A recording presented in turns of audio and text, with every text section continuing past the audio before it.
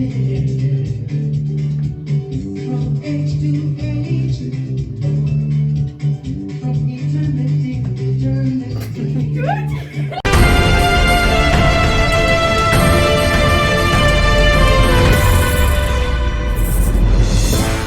Hello, viewers. Welcome to another episode of Health Simplified with TSA.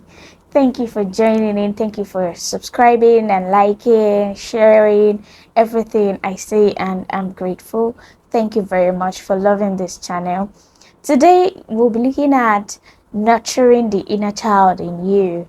It is a metaphor that refers to the spontaneous, innocent, and creative ability that we have that we might have lost touch of or we might have repressed because of life expectations, because of responsibilities, or even what the society expects of us.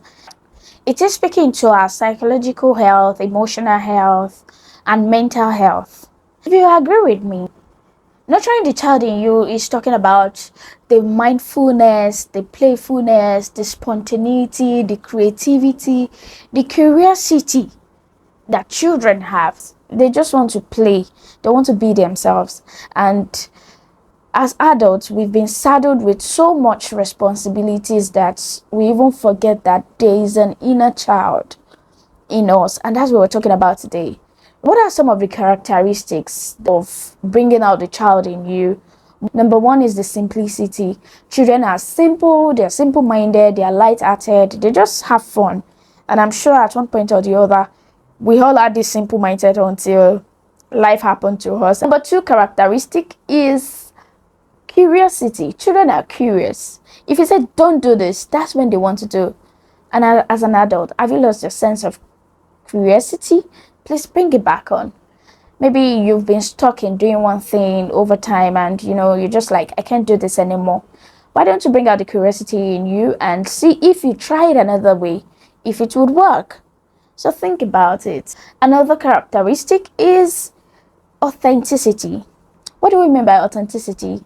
As a child is a child until the society or parents or the caregivers start nurturing that child to behave in certain ways. But really, children are authentic. If a child doesn't want something, he's going to tell you, no, I don't want it. So and you can't force that child. The child doesn't need to conform to what you're saying. He or she is going to do what they like. And bringing that back to you as an individual, sit back, recline and think, who am I? What have I stopped doing? I was talking with a friend sometime back, and she said she realized she stopped writing stories, and she loved writing stories. She was creative with writing stories. Think about it and bring back your authenticity. So the fourth characteristic I'll be mentioning on this topic is creativity. Children are creative. Children like to add one or two together, and they just want to see. And to us as adults, it looks like abacha, or it looks like they're wasting things. It looks like, what is this child doing? But they're just being creative with what they have as in their environment. You see them make sandcastle, you see them make things up and tell stories. It is part of creativity. So as an adult, what is it that you've lost touch of? What creative energy do you have in you which you've pended or which you've left aside because you just have to make money? You can bring it back. If I can tell how much greatness that can bring out of you just because you lean back and you reflect and you see that, oh, there's something I used to do which I enjoyed doing even as a child. So you can bring it back out. So this topic, it's a way to bring back your emotional energy in a positive way, even help your mental health. So this topic, as much as it seems simple, but it has a way of helping us to feel better in our health, especially in our emotional, mental, and psychological well-being. The next thing we'll be talking about is the benefits of bringing out the child in you. The number one thing is it helps your mental health, and it also helps your psychological well-being. The number two benefit is that it rejuvenates the mind and the body. The third benefit is that if you bring out the childness in you, You tend to be mindful, and it will even help to regulate your emotional intelligence. You are mindful of the moment. It helps you to think, it helps you to live in the moment. You have more control of your emotions. Fourth point I would say is that children engage in physical activity by running, dancing, playing games, all these things. Bringing out the child in you also helps you to exercise. For example, for the sake of this video, we did a choreography, and before we did it, it took a lot of energy and effort to put it together.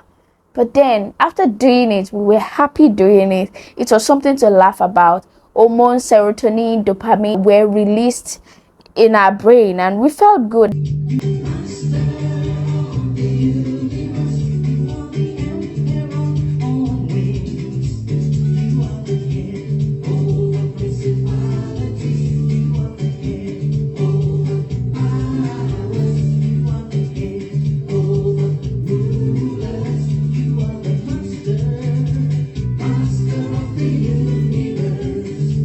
The last but not the least that I have is that it helps to create a work-life balance. And to play games, you laugh off, you play, you might even be surprised about the spontaneity of ideas that might come at you while you are playing.